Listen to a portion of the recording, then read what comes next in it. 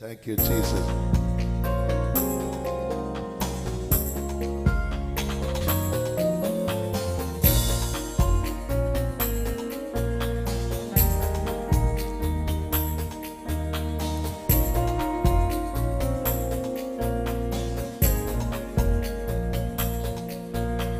நீர் இருக்க கவலை எனக்கில்லையே,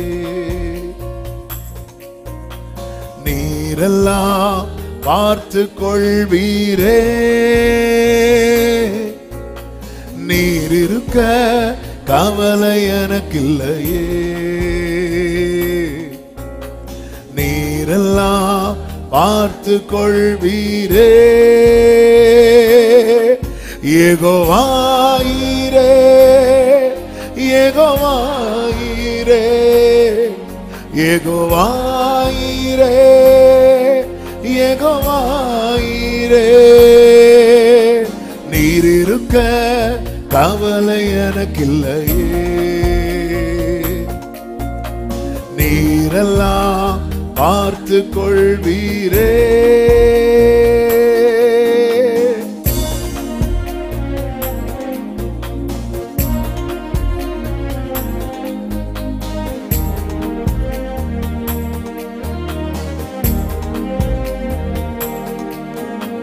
வார்த்தையே என் வாழ்வை மாற்றியதே, வாழ்ந்திருக்க பலனும் மீந்ததே. வார்த்தையே என் வாழ்வை மாற்றியதே, வாழ்ந்திருக்க பலனும் மீந்ததே. நினைப்பதை காட்டிலும் வேண்டுவதை பார்க்கிலும் அதிகம் தந்து ஆசீர்வதிப்பவரே. யெகோவாயிரே, யெகோவாயிரே, யெகோவாயிரே, யெகோவாயிரே. நீர் இருக்க கவலை எனக்கில்லையே, நீரெல்லாம் பார்த்து கொள்வீரே.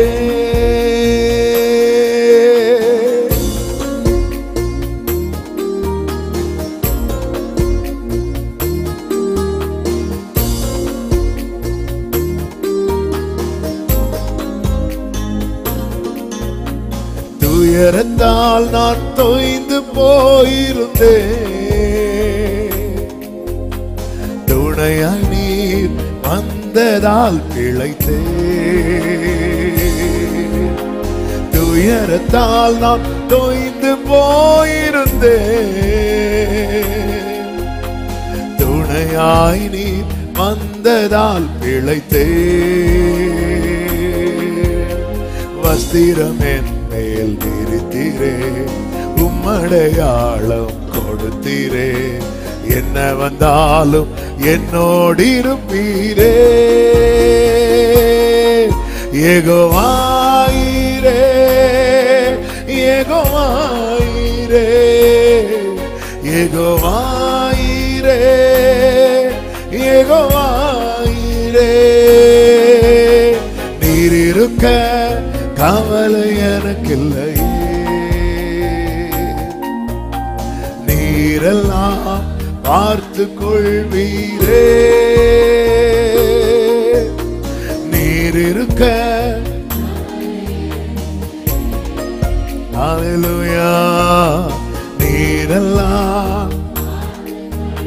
நம்பிக்கையோடு கைகளை உயர்த்தி ஒரே சத்தமாய் யெகோவாயிரே, யெகோவாயிரே, யெகோவாயிரே, யெகோவாயிரே, யெகோவாயிரே,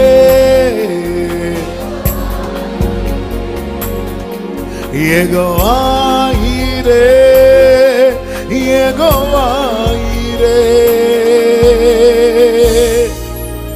தாழ்த்துகிறோம் ஆண்டவரே, தொடர்ந்து எங்க கூட பேசுங்கப்பா. மீட்பர் நாமத்தில் பிதாவே, ஆமென். கைகளை உயர்த்தி ஹல்லேலூயா. ரோமருக்கு எழுதின நிருபம் 8வது அதிகாரம், ரோமர் 8வது அதிகாரம் அதனுடைய 37வது வசனத்தை வாசிக்க கேட்கலாம். இவை எல்லாவற்றிலேயும் நாம் நம்மில் அன்பு கூறுகிறவராலே முற்றும் ஜெயம் கொள்ளுகிறவர்களாய் இருக்கிறோமே. ஹல்லேலூயா. இந்த வார்த்தையை வைத்துதான் கர்த்தர் ஒவ்வொரு வாரமும் கிருபையாய் நம்ம மத்தியிலே பேசி வருகிறார். போன வாரம் நாம் கேட்டோம், அதனுடைய தொடர்ச்சியை தான் நாம் இன்று கேட்க போகிறோம். ஆமென். அவராலே ஜெயம். அப்ப அவரோடு இருக்கணும். அவரோடு இருப்பதினாலே நம்மில் என்ன வெளிப்படுகிறது என்றால் கனி வெளிப்படுகிறது. அந்த கனி தான் நம்முடைய சாட்சி உள்ள வாழ்க்கை. வெளிப்படுத்தின விசேஷம் 12வது அதிகாரம் அதனுடைய 10-11 வசனங்களிலே இப்படி சொல்லப்பட்டிருக்கிறது. அப்பொழுது வானத்திலிருந்து ஒரு பெரிய சத்தம் உண்டாகி ரட்சிப்பும் வல்லமையும் நமது தேவனுடைய ராஜ்யமும் அவருடைய கிறிஸ்துவின் அதிகாரமும் உண்டாயிருக்கிறது. இரவும் பகலும் நம்முடைய தேவனுக்கு முன்பாக குற்றம் சுமத்தும் பொருட்டு அவர்கள் மேல் குற்றம் சுமத்தும் பொருட்டு குற்றம் சாட்டுகிறவன் தாழ தள்ளப்பட்டு போன சாத்தானுடைய சுபாவம் இது. ஆமென். இந்த குறைய சொல்றது என்பது 2 விதத்துல இருக்கிறது. ஒன்னு அவங்க திருந்துறதுக்கு, இன்னொன்னு குற்றம் சுமத்தும் பொருட்டு. எனவே இந்த குற்றம் சுமத்தும் பொருட்டு குற்றம் சாட்டுகிற அந்த சுபாவம் நமக்கு வராதிருப்பதாக. ஆமீன் சொல்லுங்க. ஆண்கள் எல்லாரும் ஆமீன் சொல்லுங்க. பெண்கள் எல்லாரும் ஆமீன் சொல்லுங்க. ஆமென். வந்துடக்கூடாது. குற்றம் சுமத்தும் பொருட்டு. ஒருத்தங்க குறைய சொல்லும் போது எதுக்கு சொல்றோம் அப்படிங்கிற தெளிவு நமக்கு வேணும். சொல்லணுமேன்னு சொல்லக்கூடாது. சிலருக்கு சொல்றதுக்கு ஒன்றும் இல்லைன்னா இன்னொரு ஆளுக்கு அதான் தாவீது சொல்றான், அநேகருடைய பாடல் ஆயிட்டேன் அப்படின்னு. பாட்டே என்ன பத்தி தான் பாடிட்டு இருக்கிறாங்க. குற்றம் சுமத்தும் பொருட்டு குற்றம் சாட்டுக. இது யாரு தெரியுமா? பிசாசானவன். அப்படிப்பட்டவன் என்ன பண்ணுவான்? தாழ தள்ளப்பட்டு போனான் என்று சொல்லப்பட்டிருக்கிறது. அவன் எப்படி தாழ தள்ளப்பட்டு போனான்? எதனால் தாழ தள்ளப்பட்டு போனான் என்றால் ஒரு கூட்டம் அவனை ஜெயித்திருக்கிறாங்க. எப்படி ஜெயித்திருக்கிறார்கள் என்று 12வது வசனத்திலே பார்க்கிறோம். ஆமென். 11வது வசனம், மரணம் நேரிடுகிறதா இருந்தாலும் அதற்கு தப்பும்படி தங்கள் ஜீவனையும் பாராமல் ஆட்டுக்குட்டியின் இரத்தத்தினாலும் தங்கள் சாட்சியின் வசனத்தினாலும் கைகளை உயர்த்தி சத்தமா ஹல்லேலூயா. சாட்சியின் வசனம், சாட்சியின் வசனம் வெளிப்படணும்னா சாட்சி உள்ள வாழ்க்கை மிக மிக அவசியம். போன வாரம் நம்ம யாருடைய சாட்சியை கேட்டோம்? ஆபேலை குறித்து கேட்டோம். ஆபேல் நீதிமான் என்று தேவனே சாட்சி கொடுத்தார். கர்த்தரால் புகழப்படுகிறவனே உத்தமன். தேவன் சாட்சி கொடுக்கிறார். அவன் ஜெயித்தான். அவன் ஜெயித்ததின் அடையாளம் தான் அவன் மரித்தும் இன்னும் பேசிக் கொண்டிருக்கிறான் என்று வேதம் நமக்கு காண்பிக்கிறது.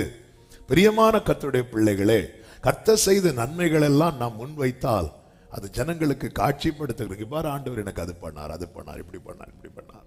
ஆனால் நம்முடைய வாழ்க்கையில வெளிப்படுகிற சாட்சி இருக்கிறது அல்லவா, இது மிக மிக முக்கியமானது. நம்முடைய சாட்சியின் ஜீவியம் நம்மில் வெளிப்படும் போது நம்மை குற்றம் சாட்டும்படி தேவ சமூகத்தில் போய் நிற்கிறவன் தாழ தள்ளப்பட்டு போவான். ஆண்டவராகிய இயேசு கிறிஸ்துவின் சுவிசேஷத்தை நாம சீஷர்கள் பிரசங்கித்து விட்டு ஆமென் அதிலே நடக்கப்பட்ட கிரியைகளை எல்லாம் வந்து இயேசுவினிடத்தில் சொல்லும் போது இயேசு கண்ட காட்சி என்ன தெரியுமா? இதோ சாத்தான் மின்னலை போல கீழே விழுகிறதை பார்க்கிறேன். ஹல்லேலூயா. நம்முடைய வாழ்க்கையில சாத்தான் நிக்க கூடாது. சொல்லுங்க, நம்முடைய வாழ்க்கையில சாத்தான் நிக்க கூடாது. ஹல்லேலூயா. சாத்தான் நிக்க கூடாதுன்னா சாட்சி நிக்கணும்.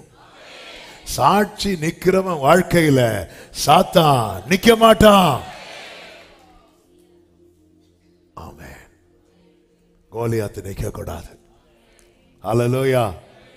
சவுல்ட்ட அபிஷேகம் உண்டு, அதிகாரம் உண்டு, ஆனா என்ன இழந்துட்டான் தெரியுமா? சாட்சி இழந்துட்டான். கோலியாத் வந்து நிக்கிறான். ஹல்லேலூயா.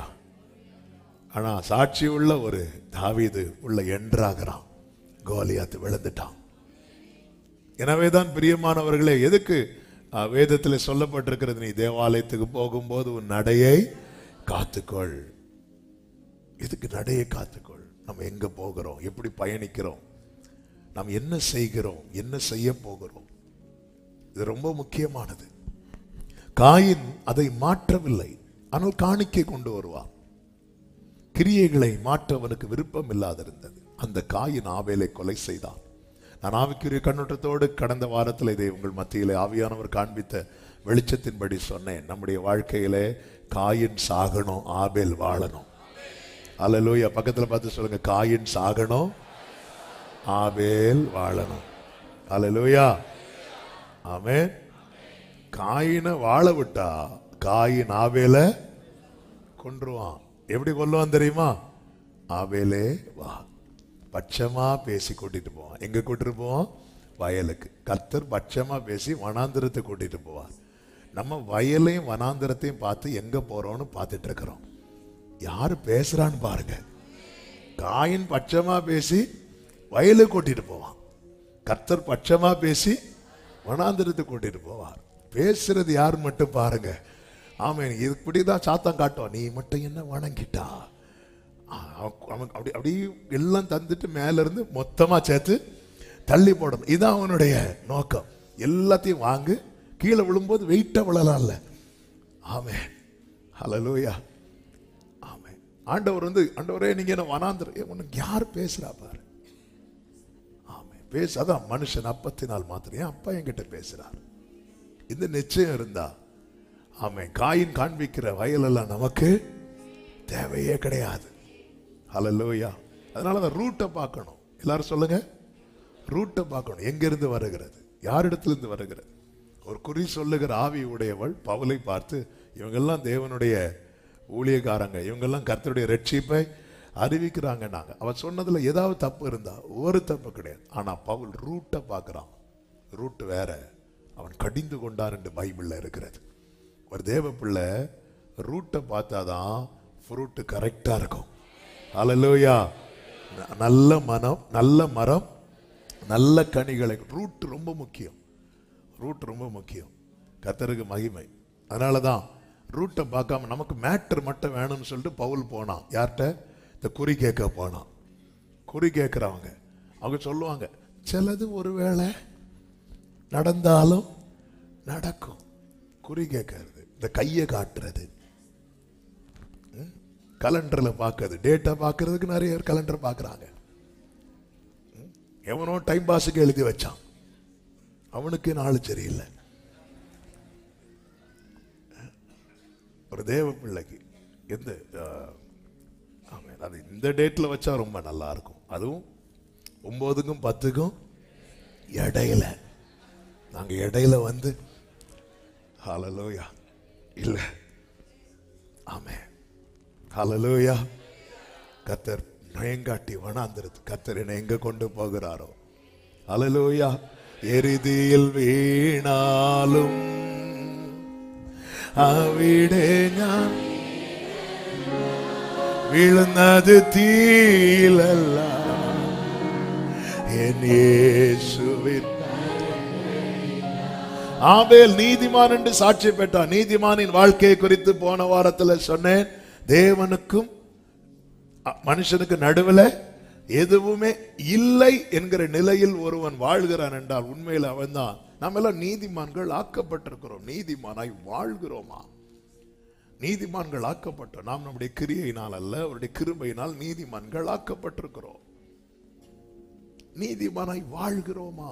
அது ரொம்ப முக்கியம். அப்படி ஒரு வாழ்க்கை வாழணும்னா நான் எதுல ரொம்ப கான்சன்ட்ரேட் பண்ணணும்னா, எனக்கும் தேவனுக்கும் நடுவில் எதுவும் வந்து விடக்கூடாது. நான் போன வாரம் திரும்ப திரும்ப பாடினோம், உமக்கும் எனக்கும் இடையில் எதுவும் என்றுமே வராமல் காத்திடும். ஹல்லேலூயா. வீட்டிலும் ஊரிலும் செல்லும் இடமெங்கும் சோதனை வந்திடும், கர்த்தானீர் காத்திடும். மேசியா வருகை வரையில் பலரை சிலுவை கருகில் அழைக்க, ஓ முழங்காலில் நிற்க தினந்தோறும் தேவா கைகளை உயர்த்தி உமக்கும் என்றுமே. ஆமென். அவன் சாட்சி பெற்றான். அவன் மரித்து இன்னும் பேசுகிறான். கர்த்தர் நல்லவர். இன்னைக்கு இன்னொருவரை குறித்து நான் சொல்ல விரும்புகிற எபிரேயர் 11வது அதிகாரம் அதனுடைய 5வது வசனத்திலே ஏனோக் என்பவரை குறித்து சொல்லப்பட்டிருக்கிறது. வாசியுங்கள். விசுவாசத்தினாலே ஏனோக்கு மரணத்தை காணாதபடிக்கு, இவர்களெல்லாம் மரணத்தை ஜெயிக்கிறார்கள். ஹல்லேலூயா. எந்த ஒரு மனிதனும் மரணத்துக்கு முன்பாக தோற்று போகிறான். மரணத்தை ஃபேஸ் பண்ணி தான் ஆகணும். ஆமென். ஆனா இங்கே ஏனோக்கை குறித்து சொல்லப்பட்டிருக்கிறது, அவன் மரணத்தை காணாதபடிக்கு. ஆண்டவராகிய இயேசு கிறிஸ்து சொன்னார், என்னை விசுவாசிக்கிறவன் மரித்தாலும் பிழைப்பான் என்றும் சொல்லுகிறார். யோவான் சுவிசேஷம் 11வது அதிகாரம் அதனுடைய 25 முதல் பாருங்கள், வாசியுங்கள். இயேசு அவளை நோக்கி, என்னை விசுவாசிக்கிறவன், அடுத்த வார்த்தை, உயிரோடு இருந்து என்னை விசுவாசிக்கிறவன் எவனும் என்றென்றைக்கும் மறியாமலும் இருப்பான். தேவன் ஒவ்வொருத்தரை நடத்துகிற விதம், நடத்துகிற பாதை ரொம்ப ஆச்சரியமானது. இந்த ஏனோக்கை குறித்து நாம் பார்க்கிறோம். அவன் மரணத்தை காணாதபடிக்கு அவன் எடுத்துக்கொள்ளப்பட்ட. அப்படி எடுத்துக்கொள்ளப்பட்ட இன்னொரு நபரை சொல்லுங்க பைபிள்ல. எலியா. இருக்கிறீங்களா எல்லாரும்? கர்த்தர் உங்களை ஆசீர்வதிப்பாராக. ஏன்னா சிலர் எழுத இப்படி குனிஞ்சது இன்னும் நிமிரல்ல, அதனாலதான் எனக்கு டவுட் வந்துட்டு. ஹல்லேலூயா. ஆமென். இந்த டைம் முடிஞ்ச பிறகு எழுதிட்டு இருக்கிறவங்கள நம்பவே கூடாது. ஆமென். சில இப்படி வச்சுட்டு ஆமென் என்ன சொன்னாரு? ஹல்லேலூயா. கர்த்தர் நல்லவர்.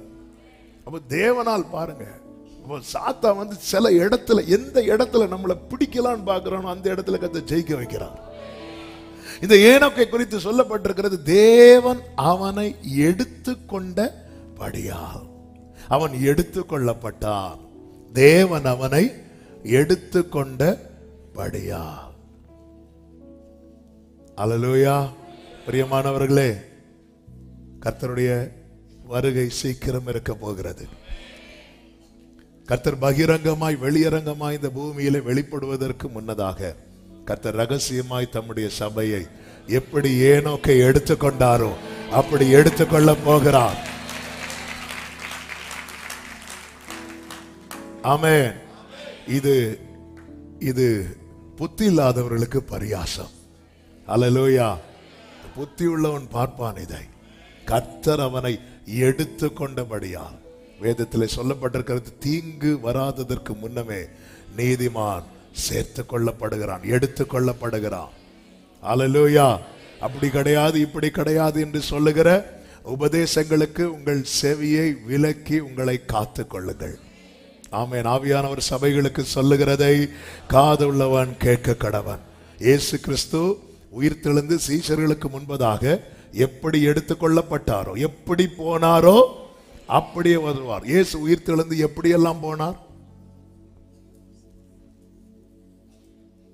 மகதலேனா மரியாள் இயேசுவை நெருங்கும் போது இயேசு என்ன சொல்வார் தெரியுமா? என்ன தொடாத அப்படிம்பார். நான் இன்னும் என் பிதாவினிடத்தில் போகவில்லை என்பார். அதன் பிறகு சீஷர்களுக்கு தம்மை காண்பித்து யாரு தோமா கிட்ட என்ன சொல்லுவார்? என்ன தொடும்பார். ஃபர்ஸ்ட் என்ன சொல்லுவார்? ஏன் தொடாதேன்னு சொல்றார்? நான் இன்னும் என் பிதாவினிடத்திற்கு போகவில்லை. இப்போ என்ன சொல்றார்? அப்ப இப்போ தொடுன்னு சொல்றதுக்கு சொல்றாருன்னா இந்த கேப்ல அவர் எங்க போயிட்டு வந்துட்டார்? அவர் போனது வந்தது தெரிஞ்சுதா? தெரியல. அவர் ரகசியமா போனார்.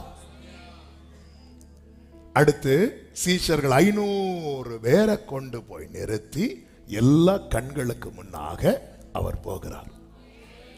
தூதர்கள் வந்து சொல்றாங்க, அவர் எப்படி போனாரோ, அவர் எப்படியெல்லாம் போனார், முதல்ல யாருக்கும் தெரியாம ரகசியமாய் போனார். இதோ திருடன் வருகிற வண்ணமாய் நான் வருகிறேன். ஒரு வீட்டுல திருடன் வந்துட்டானா வரும்போது தெரியாது, ஆனா வந்துட்டு போனதுக்கு அப்புறம் தெரியும். எப்படி தெரியும் தெரியுமா? வீட்டுல சில பொருட்களை காணாது. அது போலதான் ரகசிய வருகை வரும்போது தெரியாது, வந்துட்டு போனதுக்கு அப்புறம் தெரியும். 2 பேர் படுத்திருப்பார்கள், ஒருவன் எடுத்துக்கொள்ளப்படுவான். 2 பேர் வயல்ல இருப்பாங்க, ஒருவன் எடுத்துக்கொள்ளப்படுவான், ஒருவன் கைவிடப்படுவான். இன்னும் சொல்ல வேண்டுமானால் உபத்திரவ காலத்துக்கு முன்னே சபை சேர்த்துக் கொள்ளப்படும். அல்லேலூயா. இது ஸ்ட்ராங்கா பிலீவ் பண்ணணும். என தீங்கு வராததுக்கு முன்னே இதை யாரும் மனதில் வைக்கிறது இல்லை. ஏசாயா 57 தானே அந்த வசனம் இருக்கு, வாசிங்க. ஏசாயா 57 1-2 வசனங்கள். நீதிமான் மடிந்து போகிறான், ஒருவரும் அதை மனதில் வைக்கிறதில்லை. புத்திமான்கள் எடுத்துக் கொள்ளப்படுகிறார்கள், புத்திமான்கள் எடுத்துக் கொள்ளப்படுகிறார்கள். ஆனாலும் தீங்கு வராததற்கு முன்னே நீதிமான் எடுத்துக் கொள்ளப்படுகிறான் என்பதை சிந்திப்பாரில்லை. ஹல்லேலூயா, ஹல்லேலூயா, ஆமென். அந்த எண்ணமே போச்சு இல்ல. இப்பெல்லாம் நம்ம எதுல டார்கெட் பண்றோம் தெரியுமா? முத்திரை எடுக்காமல் இருக்க என்ன செய்ய வேண்டும்? ஆமென். முத்திரை வருவதற்கு முன் எடுக்கப்பட என்ன செய்ய வேண்டும்? நம்ம எடுக்காம இருக்க என்ன செய்யணும்னு பிளான் போட்டுட்டு இருக்கோம். அப்படியே வந்தாலும் நம்ம பல்ல கடிச்சிட்டு நல்ல நிற்போம். அல்ல, அது இஸ்ரவேலர்கள் நிற்பாங்க, யூதர்கள் நிற்பாங்க. 7 மடங்கு அக்கினிக்கு முன்னாடி நின்ட்டாங்க பாத்தீங்களா? அது அவர்களுடைய வைராக்கியம். நம்மளால கிருபையின் காலத்திலே நிக்க முடியலன்னா உபத்திரவ காலத்துல நிப்போம்னு நினைக்கிறீங்க? எனக்கு தெரியும் என்ன பத்தி, அதனாலதான் கெஞ்சிட்டு இருக்கேன்ப்பா, விட்டுறாதீங்க, கேவலப்படுத்திடுவாங்க, அப்படி இப்படி தட்டி தூக்கிட்டு போயிருங்க, வேணா 2 அடி அடிச்சிருங்க. ஹல்லேலூயா. தாவீது சொல்வார்ல, கர்த்தருடைய கையில் விழுவோமாக. ஆமே. நம்ம என்ன நினைச்சிருக்கோம், அது வரும் முத்திரை தானே, குத்துல முத்திரெல்லாம் உள்ள போகும். ஹல்லேலூயா. தேவ பிள்ளையே, அவர் தந்த மீட்பு, அவர் பாராட்டுகிற கிருபை. ஹல்லேலூயா, ஹல்லேலூயா, ஆமென், ஆமென், ஹல்லேலூயா. அவர் வரும் நாளினில் என்னை காரமாசைத்து, ஆமென், அவர் வரும் நாளினில் காரமாசைத்து, ஓ அவர் சமூகமதில்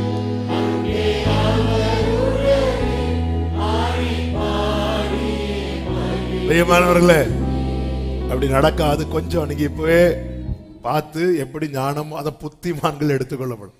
ஒருவேளை கைவிடப்பட்டு வைங்களேன், நம்ம சுவிசேஷம் சொன்ன 4 பேர் நம்மளை பார்ப்பாங்கல்ல, நாங்களும் நீங்க போயிருந்தா நாங்க போயிருப்போமே அப்படிம்பாங்க. இப்பதான் எங்களுக்கு தெரியுது நாங்க ஏன் போகலன்னு. நீங்க போகாதனால ஃபேஸ் பண்ண நரகத்தை விட மோசம்.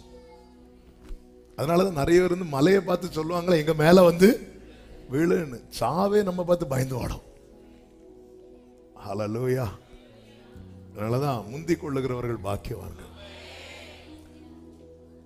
மகிமையில்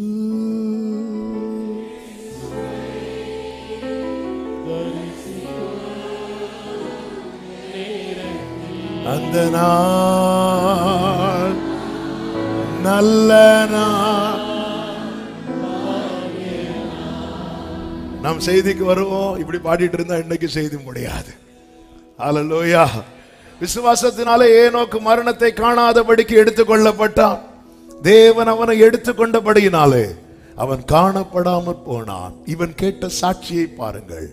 அவன் தேவனுக்கு பிரியமானவன் என்று அவன் எடுத்து கொள்ளப்படுவதற்கு முன்னே சாட்சி பெற்றான். இங்கதான் அவன் ஜெயிக்கிறான்.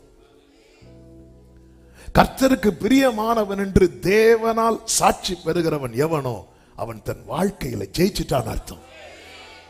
இந்த சாட்சி என்ன செய்கிறது தெரியுமா? அவனை சாத்தான நெருங்க விடல.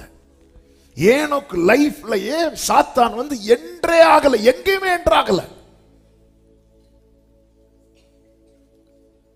ஹல்லேலூயா. அவனை சுற்றிலும் ஒரு அக்கினி மதில் இருந்து கொண்டே இருக்கிறது. அப்படியெல்லாம் உண்டாகுமா? ஏன் உண்டாகாது? கர்த்தர் யாக்கோபிட்ட சொல்லுவார், நீ எழுந்து நான் உனக்கு தரிசனமான இடத்துக்கு போ அப்படிம்பார். ஆதியாகமம் 35வது அதிகாரத்துல அங்க சொல்லப்பட்டிருக்கிறது. உடனே யாக்கோபு தன் மனைவிகள் பிள்ளைங்க எல்லாத்தையும் சொல்லுவாரு. அதனுடைய 2வது வசனத்திலே சொல்லுவாரு, அப்பொழுது யாக்கோபு தன் வீட்டாரை தன்னோட கூட இருந்த மற்ற அனைவரை நோக்கி, உங்களிடத்தில் இருக்கிற அந்நிய தெய்வங்களை விலக்கி போட்டு உங்களை சுத்தம் பண்ணி கொண்டு உங்கள் வஸ்திரங்களை மாற்றுங்கள், நாம் எழுந்து பெத்தேலுக்கு போவோம் வாருங்கள். எனக்கு ஆபத்து நேரிட்ட நாளில் என் விண்ணப்பத்துக்கு உத்தரவு அருளி செய்து நான் நடந்த வழியிலே என்னோட கூட இருந்த தேவனுக்கு அங்கே ஒரு பலிபீடத்தை உண்டாக்குவேன் என்றார்கள். 4வது வசனம் வாசியுங்கள். அப்பொழுது அவர்கள் தங்கள் கையில் இருந்த எல்லா அந்நிய தெய்வங்களையும் தங்கள் காதணிகளையும் யாக்கோபு அவைகளை ஒரு கர்வாலி மரத்தின் கீழே உதைத்து போட்டான். அந்நிய தெய்வங்களை மாற்றுகிறார்கள். காதணியை மாற்றுறாங்கன்னா அந்த காதணி இஸ்மவேலருடைய அடையாளம். இவர்கள் இஸ்ரவேலராக்கப்பட்டிருக்கிறார்கள். அப்ப இஸ்ரவேலருக்கு இஸ்மவேலருடைய அடையாளம் இருக்கக்கூடாது. இவங்க எங்க போக போறாங்க? பெத்தேலுக்கு போக போறாங்க, கர்த்தருக்கு பலியிட போறாங்க. எனவே அந்த இஸ்மவேலருடைய அடையாளத்தை எல்லாம் அப்புறப்படுத்துகிறார்கள். நியாயாதிபதிகள் 7வது அதிகாரத்தில் நாம் இதை பார்க்க முடியும். ஆமென். அவர்கள் இஸ்மவேலரா இருந்தபடினாலே அவர்களிடத்துல பொன் கடுக்கன் இருந்தது என்று வேதம் சொல்லுகிறது. அந்த அடையாளங்களை எல்லாம் மாற்றிவிட்டு அந்நிய தெய்வங்களை அப்புறப்படுத்தி விட்டு, இன்னும் சொல்ல வேண்டுமானால் தங்களை சுத்திகரித்து கொண்டு சுத்தம் பண்ணி கொண்டு இவர்கள் 5வது வசனத்திலே சொல்லப்பட்டிருக்கிறது, பின்பு பிரயாணம் புறப்பட்டார்கள். அவர்களை சுற்றிலும் இருந்த பட்டணத்தாருக்கு தேவனாலே உண்டான பயங்கரம் உண்டானதினால், இந்த வேட கவனிச்சீங்களா? அவர்கள் யாக்கோபின் குமாரரை பின்தொடராதிருந்தார்கள். அப்ப நெருங்க முடியாத ஒரு பாதுகாப்பையும் தேவனுக்கு கொடுக்க முடியும்.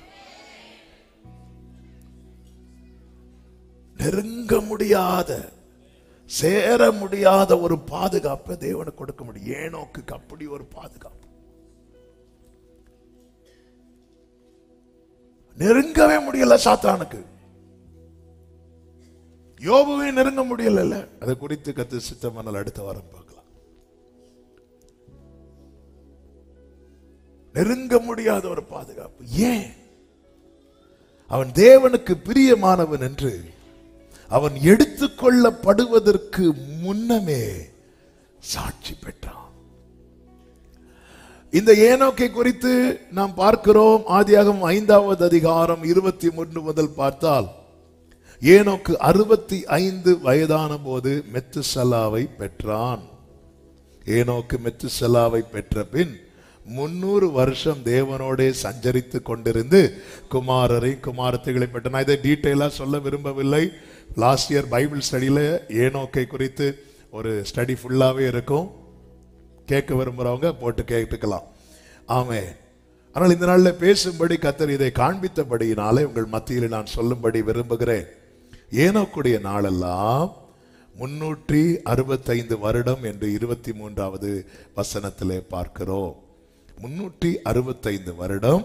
அதிலே 22வது வசனத்தை பாருங்கள். 300 வருஷம் தேவனோட சஞ்சரித்தான். 365 வருஷத்துல 300 வருஷத்தையும் அவன் யாருக்கு கொடுக்கிறான் தெரியுமா? தேவனோடு சஞ்சரிக்கிறான். 65வது வயதிலே மெத்துசலாவை பெற்றான் என்று சொல்லப்பட்டிருக்கிறது. அப்படின்னா இன்னும் சொல்ல விரும்புகிறேன், 365ல 300 கர்த்தருக்கு கொடுத்தான், 65 உலகத்துக்கு கொடுத்தான். ஹல்லேலூயா. நம்ம ஒரு நாளைக்கு 1 மணி நேரம் கொடுக்கிறதுக்கு துடிக்கிறோம். அப்படியே இந்த பிரசவ ஸ்திரீ படுற வேதனை போல அந்த 1 மணி நேரம் போகவும் மாட்டேங்குது ஆண்டவரே. அப்பதான் நமக்கு தீருப்பார். அதுல 7 சரணம், அதுவும் கடைசி 3 சரணத்தை 4 தடவை பாடினா இன்னொரு 10 நிமிஷம் போகும். என்ன பாடுபடுறோம். ஆனா கேட்டா சொல்லுவோம், ஆண்டவரே அந்த ஏனோக்கை போல உமக்கு, அதாவது அதிகாரம் பெற்ற எல்லாரும் பிள்ளைங்க, பிள்ளைகள் ஆகும்படி அதிகாரம் கொடுத்தா இதுக்கு அவருடைய கிருபை. ஆனா பிரியமான பிள்ளை ஆகிறது நம்ம கிட்ட தான் இருக்கு. அல்லேலூயா. உங்க அப்பா அம்மாவுக்கு நீங்க பிள்ளை ஆகிறது உங்ககிட்ட இல்லை, ஆனா பிரியமான பிள்ளை ஆகிறது நம்ம கிட்ட தான் இருக்கு. இஸ்மவேலும் ஆபிரகாமுக்கு பையன்தான், கேத்துராளுக்கு பிறந்த பிள்ளைகளும் ஆபிரகாமுக்கு பிள்ளைங்க தான். ஆனா கர்த்தர் ஆபிரகாம்கிட்ட எந்த பிள்ளைய ஈசாக்கு எப்படி அடையாளப்படுத்துவார் தெரியுமா? உன் நேசகுமாரன்.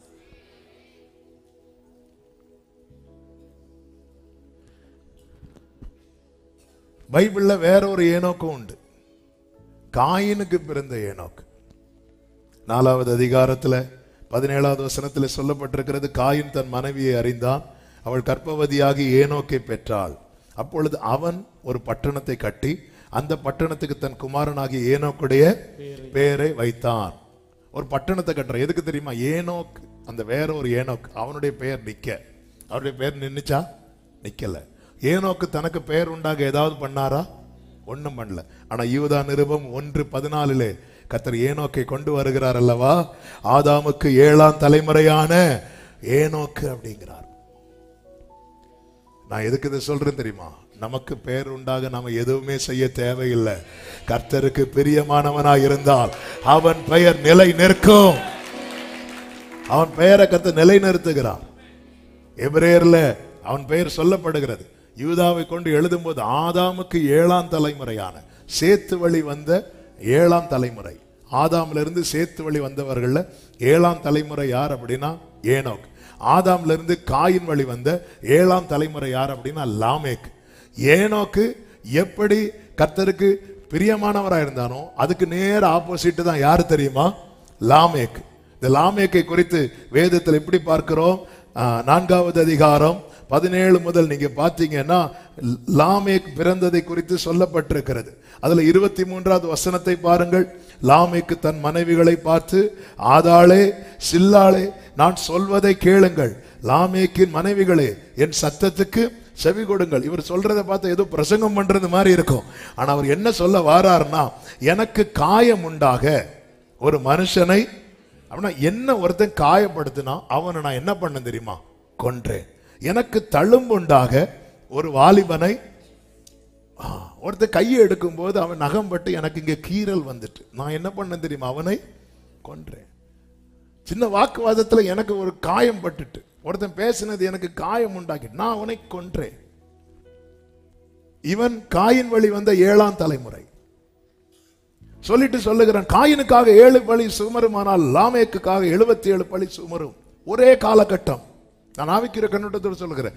ஒரு 7ஆம் தலைமுறை வந்து காயினை பின்பற்றுகிறான், இன்னொரு 7ஆம் தலைமுறை வந்து தேவனோடு சஞ்சரிக்கிறான். அப்ப நம்ம என்ன நினைக்கிறோம் தெரியுமா? ஏனோக்கி நாட்கள்ல ஆண்டவரோடு சஞ்சரிக்கிறான் இல்ல. காயம் தழும்பு, ஒரு சின்ன ஸ்கிராட்ச் கையில ஒருத்தனால வந்துட்டுன்னு ஒருத்தனை கொல்றானா எந்த அளவுக்கு கொடுமையானவனா இருந்திருப்பான் பாருங்க அந்த காலத்துல. அதனாலதான் ஆண்டவர் வந்து கட்டளையை கொடுக்கும் போது எடுத்ததுமே உன் சத்துருக்களை சிநேகியுங்கள்லாம் சொல்லல. ஏன்னா அப்போ சின்ன விஷயம்னால மோசே பாத்தீங்கல்ல, ஆளோட் எகிப்துல எகிப்தியரால எபிரேயர் யாராவது செத்தாங்களா? இல்ல, காயப்படுத்தினான். ஆனா மோசே போனது என்ன பண்ணார் தெரியுமா? கொன்னுட்டாரு. அதனாலதான் கர்த்தர் முதல்ல எப்படி பேசுவார்? இங்க பாரு, கண்ணுக்கு கண்ணு, பல்லுக்கு பல். அவன் கண்ணை குத்துறான்னு நீ வேணா கண்ணை குத்து, நீ ஏன் அவன் வயிற்றுல குத்துற? ஏன் நெஞ்சில குத்துற? இப்படி நமக்கு ஆரம்பத்தில் பார்க்கும்போது ஆண்டவர் ஏன் இப்படி சொல்றாரு, பழிக்கு பழி வாங்குறது இல்ல. அவ்வளவு முரட்டாட்டம் உள்ளவர்களை கொஞ்சம் கொஞ்சமா டியூன் பண்ணி கொண்டு வரார். டியூன் பண்ணி கொண்டு வந்துட்டு இப்ப ஜீசஸ் வந்து சொல்றாரு, மோசே மூலம் உங்கள்ட்ட என்ன சொல்லியிருந்தோம்? கண்ணுக்கு கண்ணு, பல்லுக்கு பல்லு. அப்போ கொஞ்சம் மாறிட்டீங்களா? மாறிட்டேன். இப்ப நான் உங்களுக்கு சொல்லுகிறேன், உன் சத்துருக்களை சிநேகியுங்கள். ஒரு கணத்தில் அறைந்தால் மறுகணத்தில், இதை ஃபர்ஸ்டே சொல்லியிருந்தா சொல்றவனுக்கு எங்க அடி உள்ளவன்னு தெரியாது. ஏன்னா அப்படிப்பட்ட ஒரு முரட்டாட்டமான இருதயம் உள்ளவர்களா இருந்தாங்க. அவங்களுக்கு கொஞ்சம் கொஞ்சமா கொஞ்சம் கொஞ்சமா கொஞ்சம் கொஞ்சமா, அதுதான் அந்த வசனம். இந்த வசனம் ஒருத்தங்க வாழ்க்கையில போயிட்டுனா, நம்ம சாட்சிகளை கேட்டோமே, அவங்கள டியூன் பண்ணிட்டே இருக்கும், மாத்திட்டே இருக்கும். வசனம் அவர்களை மாற்றிக்கொண்டே இருக்கும். கர்த்தருக்கு மாத்திரம் மகிமை உண்டாவதாக. நான் எதுக்கு இதை சொல்லுகிறேன் என்றால், இப்படி ஒரு லாமேக்கு வாழ்ந்த காலத்திலேயே ஒருவனால தேவனோடு சஞ்சரிக்க முடிந்தது. நோவாவின் நாட்களிலே நோவாவுக்கு தேவனோடு சஞ்சரிக்க முடிந்தது. தேவனோடு சஞ்சரிக்கிறது என்றால் என்னவென்றால், தேவனோடு நடப்பது, தேவனோடு இணைந்திருப்பது, ஆண்டவரோடு நேரத்தை செலவழிப்பது. ஆமென். ஆண்டவரோடு ஈனோக் வாக்ட் வித் காட் அப்படி என்று ஒரு மொழிபெயர்ப்பில் சொல்லப்பட்டிருக்கிறது. ஈனோக் தேவனோடு சஞ்சரித்தான். ஹல்லேலூயா. தேவனோடு இருக்க, இந்த தேவனோடு இருக்க விரும்புகிற ஒரு வாழ்க்கையா நம்முடைய வாழ்க்கையா இருக்கணும். ஆண்டவரோடு இருக்கணும்.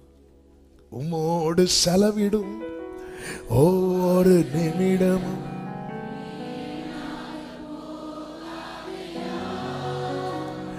என்னை தேவனோடு சஞ்சரிக்க முடியும். எந்த காலகட்டத்திலும் தேவனோடு சஞ்சரிக்க முடியும் என்பதற்கு இந்த ஏனோக்கு, நோவா போன்றவர்கள் நமக்கு முன்பாய் சாட்சிகளாய் இருக்கிறார்கள். எந்த காலகட்டத்திலும். அப்ப நம்ம இப்ப சொல்ற ரீசன்லாம் ரீசனே கிடையாது. நம்ம தவறானவர்களை பின்பற்றுகிறோம் என்று அர்த்தம். அவன் எதை பார்க்கிறான் தெரியுமா? அவன் ஒரு தப்பு பண்ணிட்டான். தப்பு பண்ணும் போது அப்படிப்பட்ட தப்பு பண்ணவங்க அவன் ரோல் மாடலா எடுக்கிறான். எப்பவுமே அப்படிதாங்க. நம்ம ஸ்கூலுக்கு படிக்கும் போது ஹோம்ஒர்க் செஞ்சுட்டு போகல, நம்ம யாரை கம்பெனி பிடிப்போம்? யாரெல்லாம் ஹோம்ஒர்க் செஞ்சு, எதுக்குன்னா நம்மளை வெளியே விட்டா கூட 2 பேரு நிப்பாங்க. இது சின்ன வயசுலயே உள்ளது, சின்ன வயசுலயே உள்ளது. நாளைக்கு நான் ஸ்கூலுக்கு வர மாட்டேன், நீ போவியா? அவன் வரணும்னு இருந்தாலும் நம்ம அவனை வரவிடாம ஆக்கி,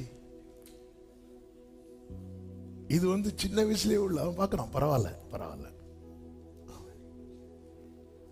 கர்த்தர் நல்லவர். லாமேக்கு காயின் வழியை பின்பற்றுகிறான். ஆனா ஏனோக்கு பாருங்க, தனக்கு பெயர் உண்டாக்க எதுவுமே செய்யல. ஆனால் பைபிள்ல ஆங்காங்கே அவருடைய பெயர் எழுதப்பட்டு கொண்டே இருக்கிறது. அதுவும் தெளிவு. ஆதாமுக்கு 7ஆம் தலைமுறையான ஆண்டவர் எப்பவுமே தெளிவா தான் எழுதுவார். யோனாவின் குமாரனாகிய சீமோன், என வேற சீமோன் அங்க உண்டு. இஸ்காரியோத் அல்லாத யூதாஸ் வேற உண்டு. பைபிள்ல எப்பவுமே தெளிவா இருக்கும். அதனால நம்ம பேர்ல வேற யாராவது பரலோகத்துக்கு போகும்போது அந்த பேரை வச்சுட்டு போயிரலான்னு ஃபுல் சரித்திரம் இருக்கும். முதல் சர்வீஸ்ல பின்னாடி இருந்து தூங்குனவன் இருக்கும், நமக்கு தெரியாது.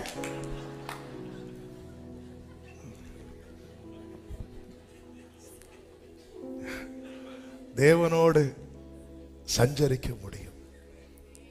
இந்த வசனம் எல்லாம் மெடிடேட் பண்ணும்போது அப்படி நெஞ்செல்லாம் அப்படி துடிக்கும். ஆமென். ஆண்டவரே உங்க கூட, உனக்கு என்ன வேணும்? உங்க கூடவே. அவன் ஆண்டவரே அப்படி சஞ்சரித்துட்டு இருக்கும் போதே நான் இல்லாம ஆயிரணும்பா. அவன் காணப்படாம போயிட்டான். ஆமென்.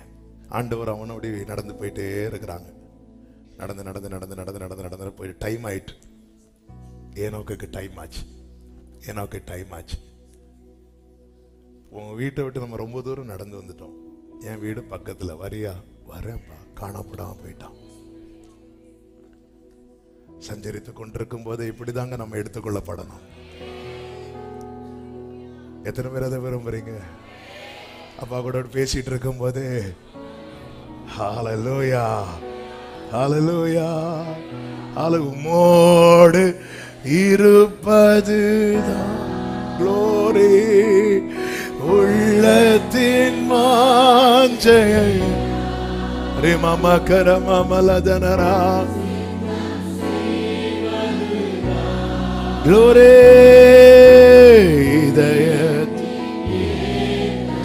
இயேசுவினுடைய விருப்பமும் ஜெபமும் இதுவாக இருந்தது.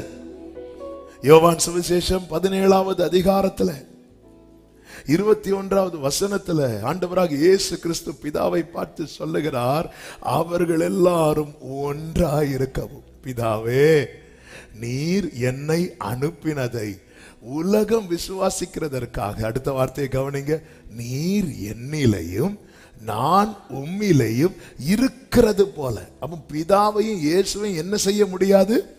பிரிக்க முடியாது. இப்படி இருக்கிறது போல அவர்கள் எல்லாரும் நம்மில் ஒன்றாயிருக்கவும் வேண்டிக் கொள்கிறேன். எப்படி நம்மளை பிரிக்க முடியாதோ அப்படி அவங்களையும் நம்ம கூட சேர்த்து வச்சிருங்கப்பா. தூதர்களுக்காக இப்படி இயேசு ஜெபிக்கல.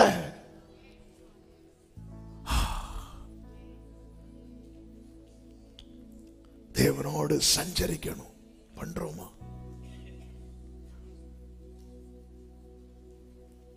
ஹல்லேலூயா. ஏன் முடிய மாட்டேங்குது தெரியுமா? அவர் ஏன் நன்மை செய்கிறவரை சுற்றி திரிந்தார்? அவருக்கு கால் வலிக்காதா? அவர் களைப்பு தாகமா இருக்கிறவர் ஒரு கிணத்து அண்டையில போய் ஏதாவது சாப்பாடு வாங்கிட்டு வாங்கடா அப்படின்னு சொல்லிட்டு சீஷர்களை அனுப்பி விட்டுட்டு இருக்கிறார். ஆனாலும் அவர் பாருங்க, சமாரிய ஸ்திரீ வந்ததும் எழும்பி பேசிட்டு இருக்கிறார். அவன் நம்ம மைக்ல பேசினாலே ஒரு செர்மன் முடிஞ்சதும் பாடியாய் கிடப்போம் ஒண்ணுமே. ஆனா இவர் பாருங்க, அவ்வளவு சத்தம் போட்டு தான் பேசணும். அவருக்கு அப்படி டயர்டாகி ஒரு கிணத்து பக்கத்து. ஏன்? அவருக்கு ஆசை அது. ஒன்னா இருக்கணும். எப்படி ஒன்னா இருக்கணும்? அவங்க வரணும். சிலர் பாருங்க, நம்ம ஃபங்க்ஷனுக்கு அட்டன் பண்ணணும்னு நினைப்போம்.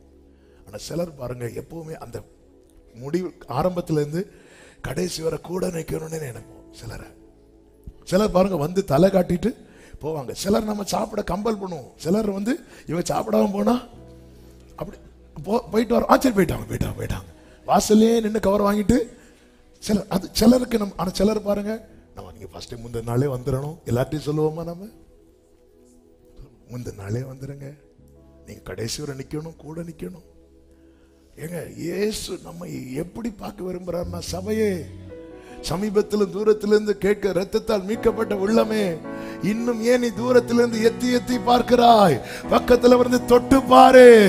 நீ தொட்டு பாரு, அவரை தொட்டு பாரு. நாம் ஒன்றாயிருக்கிறது போல 24வது வசனத்திலே கர்த்தர் சொல்லுகிறார், பிதாவே உலக தோற்றத்துக்கு முன் நீரினில் அன்பாயிருந்தபடியினால் நீர் எனக்கு தந்த என்னுடைய மகிமையை நீர் எனக்கு தந்தவர்கள் காணும்படியாக. அடுத்த வார்த்தை கவனிங்க, நான் எங்கே இருக்கிறேனோ அங்கே அவர்களும் என்னுடனே கூட இருக்கும்படிக்கு விரும்புகிறேன். அதாவது பிதா இயேசுவுக்கு கொடுத்த மகிமையை அவர் யாருக்கு காட்ட விரும்புறார் தெரியுமா? நமக்கு. நம்ம வாங்கின கிஃப்ட நமக்கு ரொம்ப பிடிச்சவங்களுக்கு காட்டும். உலக தோற்றத்துக்கு முன் நீர் என் மேல் அன்பா இருந்தபடியினால் எனக்கு ஒரு மகிமையை கொடுத்திருக்கிறீங்க, எனக்கு ஒரு குளோரியை கொடுத்திருக்கிறீங்க. அந்த மகிமை தான் என்ன தெரியுமா? பிதாவுக்கு சமமா இருப்பது. அதை நான் யாருக்கு காட்ட விரும்புறேன் தெரியுமா? நீங்க எனக்கு தந்தீங்களா, அவங்களுக்கு காட்ட விரும்புறேன். அப்போ அந்த மகிமையை நாம பார்க்கணும்னா நம்ம யாரை போலதான் மாறி ஆகணும்? இயேசுவை போல. அதுதான் யோவான் சொல்லுகிறார், இப்பொழுது நாம் பிள்ளைகளா இருக்கிறோம், இனி எப்படி இருப்போம் என்று நமக்கு தெரியாது. ஆனா ஒன்று தெரியும், அவர் வெளிப்படும் போது அவர் இருக்கிற வண்ணமாகவே நாம் அவரை தரிசிக்கிறபடியால் நாம் அவருக்கு ஒப்பாக. அவங்க சொல்ல வருகிற செய்தி என்னவென்றால், இயேசுவை பாருங்க, அவர் நம்மை பிரித்து பார்க்கவே இல்லை. நான் வேற நீ வேற அப்படி பார்க்கவே இல்லை. உயிர்த்தெழுந்த இயேசு மகதலேனா மரியாள்கிட்ட சொல்றார், என் தேவனிடத்திற்கும் உங்கள் தேவனிடத்திற்கும், என் பிதாவினிடத்திற்கும் உங்கள். இந்த பிரிச்சு பார்க்கிறோம் தெரியுமா? இது தேவனால தாங்கவே முடியாது. இஸ்ரவேல் ஜனங்கள் தங்களுக்கு ஒரு ராஜா வேண்டும் என்று கேட்டபோது ஆண்டவர் சாமுவேல்கிட்ட சொல்ற, அவங்க ஒன்ன தள்ளலப்பா, என்ன தள்ளினாங்க? நான் தீர்க்கதரிசியை கொடுத்தேன், நான் நியாயாதிபதிகளை கொடுத்தேன், நான் ஆசாரியர்களை கொடுத்தேன். ஆனா நான் ஏன் ராஜாவா அவங்களுக்கு இதுவரை கொடுக்கல தெரியுமா? நான் அவர்களுக்கு ராஜாவா இருந்து. ஆனா அவங்க என்ன தள்ளிட்டாங்க. அவர் அவ்வளோ ஃபீல் பண்றார், அவ்வளோ ஃபீல் பண்றார். ஆமென். இந்த பிரித்து பார்க்காதீர்கள். ஒரு விசை பேதுருவினிடத்துல இந்த வரி கேட்கிறவங்க வந்து கேட்கிறாங்க. மத்தேயு 17வது அதிகாரம் 24 முதல் பார்த்தீங்கன்னா, உங்கள் போதகர் வரி செலுத்துகிறது இல்லையா என்று 17:24 வரி செலுத்துகிறது இல்லையா என்று கேட்கிறார்கள். கேட்கும்போது பேதுருனுடைய பதில் என்னவா இருக்கு தெரியுமா? என்னவா இருக்கு சொல்லுங்க, மைக்ல சொல்லுங்க, கேட்டா சொல்லுங்க. செலுத்துகிறார். ஆமென். அப்படி சொல்லிட்டு பேதுரு எங்க வராரு? வீட்டுக்கு வரார். அவன் பேசுகிறதற்கு முன்னே இயேசு அவனை நோக்கி, அவன் பேசுகிறதற்கு முன்னே இந்த வேர்டு வந்து ஆண்டவர் ரொம்ப ஹர்ட் ஆகிட்டு. கடந்த நாள்ல இதை வந்து ஒரு இடத்துல ஆண்டவர் பிரீச் பண்ண வச்சாங்க. அப்ப இத ஆண்டவர் வந்து ஒரு காரியத்தை காண்பித்து தந்தான். இதுல என்ன ஆண்டவரை பாதிச்சதுன்னா, இந்த வரி மேட்டர்ல பாதித்தது என்ன அப்படின்னா, ஆண்டவர் கேட்கிறாரு, இங்க பாரு, பூமியின் ராஜாக்கள் தீர்வையும் வருவையும் தங்கள் பிள்ளைகளிடத்தில் அந்நியர் இடத்துல யார் இடத்தில் வாங்குகிறார்கள்? பேதுரு சொல்றாரு, அந்நியர் இடத்தில் வாங்குகிறார்கள். இயேசு அவனை நோக்கி, அப்படியானால் பிள்ளைகள் அதை செலுத்த வேண்டியதில்லை சொல்லிவிட்டு 27வது வசனத்தை பாருங்கள். ஆகிலும் நாம் அவர்களுக்கு, அந்த வேட பாத்தீங்களா, நாம்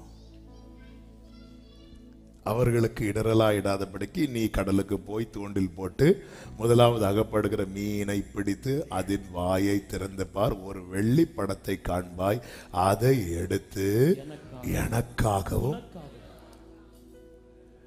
பேதுருவே, ஒரு மேட்டர் வரும்போது அந்த இடத்துல நீ என்ன செப்பரேட் பண்ணிட்ட பாத்தியா? நீ என்ன சொல்லி இருக்கணும்? நாங்க செலுத்துகிறோம் சொல்லி இருக்கணும். நீ கொஞ்சம் முன்னாடி என்ன சொன்ன? ஆமென்.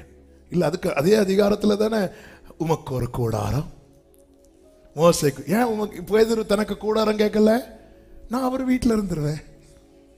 இப்படி இருந்தவன் இங்க ஒரு பிரச்சனை வந்தது, அவர் செலுத்துகிறார். நீ அப்படியே கையை காட்டிட்டு ஆண்டவரை பாருங்க, நாம் இடற. நீ அப்போ என்னதானே சொன்ன, போ எனக்கு செலுத்து அப்படி சொல்லி இருக்கலாம். ஏசு அப்படி பிரிச்சு பார்க்கல. அதனாலதான் அவன் பேசுகிறதுக்கு முன்னாடி, இனி பேசாத, நீ வாய மூடு. ஒரு பிரச்சனை வரும்போது நீ வேற நான் வேறன்னு நீ பார்க்கிற, இது ஆண்டவருக்கு இப்படி பார்க்க பிடிக்கல. எனக்காகவும் உனக்காகவும் நான் அவருக்கு, நாம் அவர்களுக்கு. அவர் இன்னும் தன்னை எப்படி பிதாவின் பிள்ளையை பார்க்கிறாரோ, பேதுருவை அப்படிதான் பார்த்து பேசிட்டு இருக்கிறார். பிள்ளைங்க கொடுக்கலாமாப்பா, கொடுக்க கூடாது, அப்ப எப்படி நான் கொடுக்கணும் அப்படிதானே கேட்டிருக்கணும். இல்ல, அப்ப நாம். நான் எதற்கு இந்த வார்த்தையை சொல்லுகிறேன் என்றா, ஆசா பாத்தீங்களா, ஆண்டவரே மனுஷன் உம்மை மேற்கொள்ள விடாதேங்கிறான். எத்தியோப்பியன் யாரோடு யுத்தம் பண்ண வருகிறான்? எத்தியோப்பியன் ஆகிய சேரா யாரோடு யுத்தம் பண்ண வருகிறான்? ஆசாவோடு. ஆசா என்ன சொல்றான்? ஆண்டவர் உங்களை நம்பி நிற்கிறோம், உங்க பின்னாடி நிற்கிறோம், மனுஷன் உம்மை மேற்கொள்ள விடாதையும். ஆமென். பிரித்து இல்ல, இயேசுவை விட்டு பிரிந்து இருக்கிற அந்த அனுபவத்தை ஒரு நாள் விரும்பவே கூடாது. இயேசுவோடு, ஆண்டவரே நமக்கு ஒரு பிரச்சனை இருக்குப்பா அப்படி இப்படி சொல்றோமா நம்ம? ஆண்டவரே எனக்கு ஒரு பிரச்சனை இருக்கு, அப்படிதானே வரோம். இன்னைக்கு பிரேயர் எல்லாம் மாத்துங்க. ஆமே. ஆண்டவரே என்னப்பா நமக்கு இப்படி ஒரு பிரச்சனை ஆயிட்டே, இப்படி எல்லாம் சும்மாலாம் வராது, வரணும், கிட்ட நெருங்கணும். ஆமென். ஹல்லேலூயா. ஆமென்.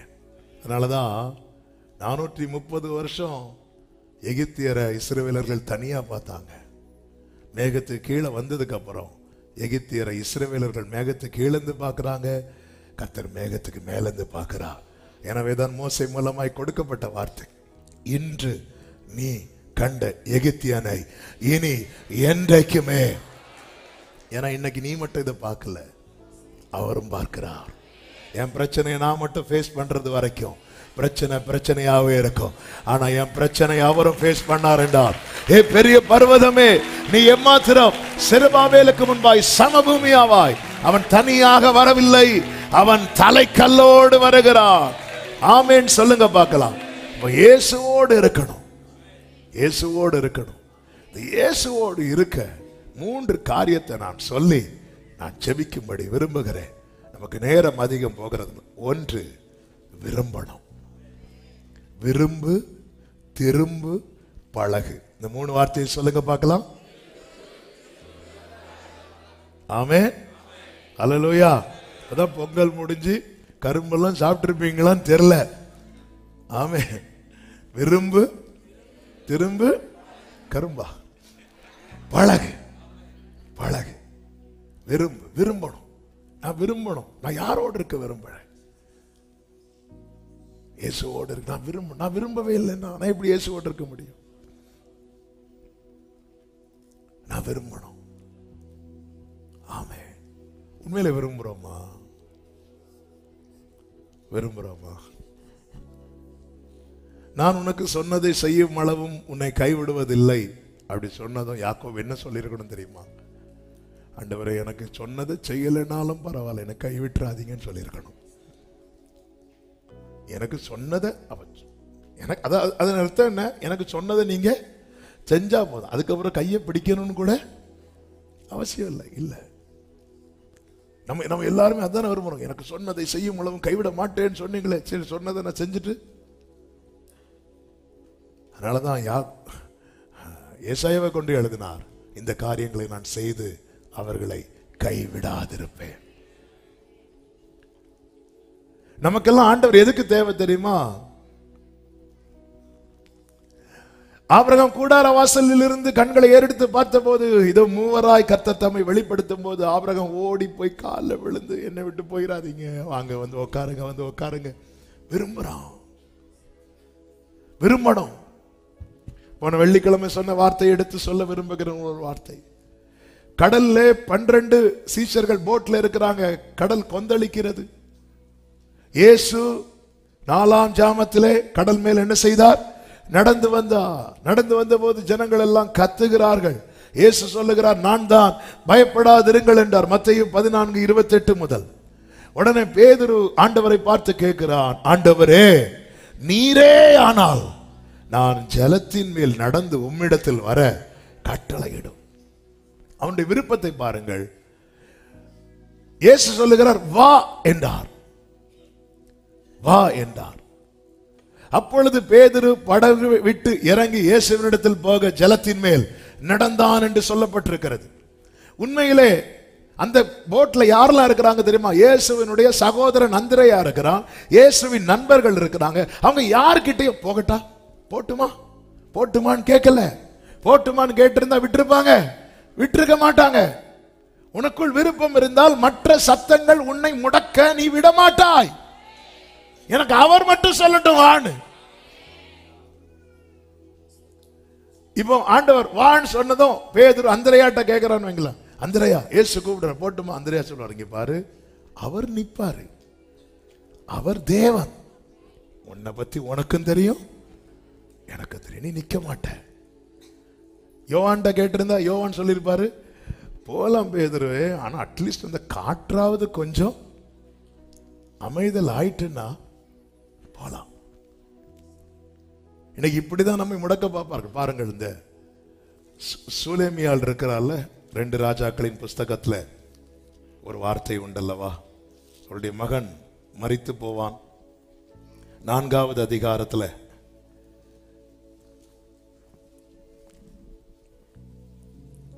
ஆமென். மரித்த பிறகு எலிசாவுக்கு மேல கட்டி கொடுத்த வீட்டில் அந்த மகனை வச்சுட்டு, இந்த மேட்ரு இன்னும் யார்ட்டையுமே சொல்லலை, விசேஷமா புருஷன்ட்ட இன்னும் சொல்லலை. சொல்லாம நேர புறப்பட்டு போறான். யாரை பார்க்கணும்? எலிசா கிட்ட போகணும், எலிசா கூட்டிட்டு வரணும் அப்படி சொல்லிட்டு போறான். அப்படி போகும்போது அதனுடைய 22வது வசனம் வாசியுங்கள். நாம் சீக்கிரமாய் தேவனுடைய மனுஷன் இருக்கும் இடம் மட்டும் போய் வரும்படிக்கு வேலைக்காரர்கள் ஒருவனையும் ஒரு கழுதையும் எனக்கு அனுப்ப வேண்டும் என்று சொல்ல சொன்னார். இப்ப போய் பெர்மிஷன் கேட்கிறான். நான் போகணும்னு பெர்மிஷன் கேட்கும் போது புருஷனுடைய பதிலை பாருங்கள். 23வது வசனம். அப்பொழுது அவன் இது அமாவாசையும் அல்ல, இது ஆல் நைட் பிரேயரும் இன்னைக்கு கிடையாது, ஓய்வு நாளும் அல்ல, இன்னைக்கு சண்டேயும் கிடையாது, அப்புறம் எதுக்கு நீ சர்ச்சுக்கு போற? சில பாக்குறாங்க கரெக்ட். நீ வெள்ளிக்கிழமை போற, ஞாயிற்றுக்கிழமை போற, இதுக்கு இடையில சனிக்கிழமை எதுக்கு போற? இப்படிதான் பெர்மிஷன் கேட்டா. ஆனா இந்த அம்மா சொல்றாங்க எல்லாம் ரைட்டு தான், நான் போக வேண்டி இருக்குது. அப்படி போனதுனால அந்த குடும்பத்துல சாவு விலக்கப்பட்டது. ஒண்ணு முடக்கதான் பார்ப்பாங்க, அவங்க சொல்றது நியாயமா தான் இருக்கும். இது அமாவாசைகள் அவங்க கணக்குக்கு. இன்னைக்கு ஆல் நைட் பிரேயர் இருக்கா? இல்ல. இன்னைக்கு சண்டே இன்னைக்கு சண்டேயும் இல்ல, யாரு கூட சண்டையும் இல்ல. இப்படிதான் முடக்க பார்ப்பாங்க. ஆனா பிரச்சனை உனக்கு இல்ல. நீரே ஆனால் ஆண்டவரே, அதாவது நாம் ஆண்டவரிடத்துல செல்வதற்கு எனக்கு யாருடைய பெர்மிஷனும்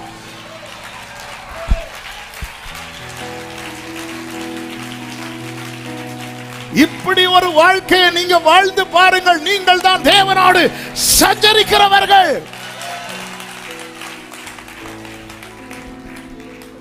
ஹல்லேலூயா, ஹல்லேலூயா.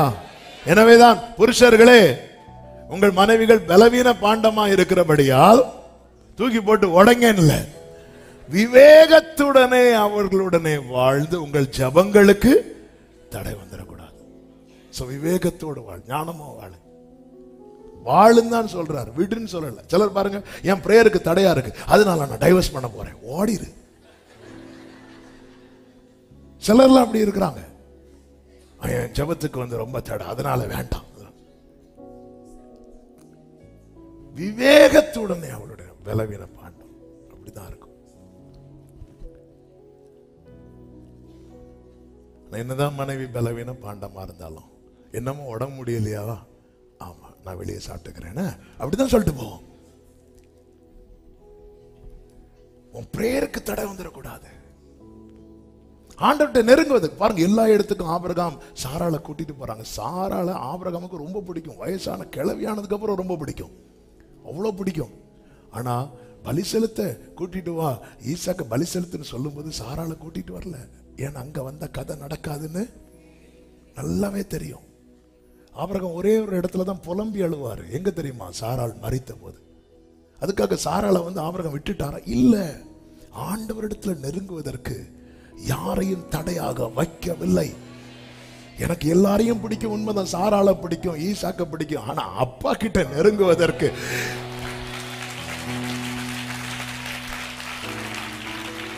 ஹல்லேலூயா,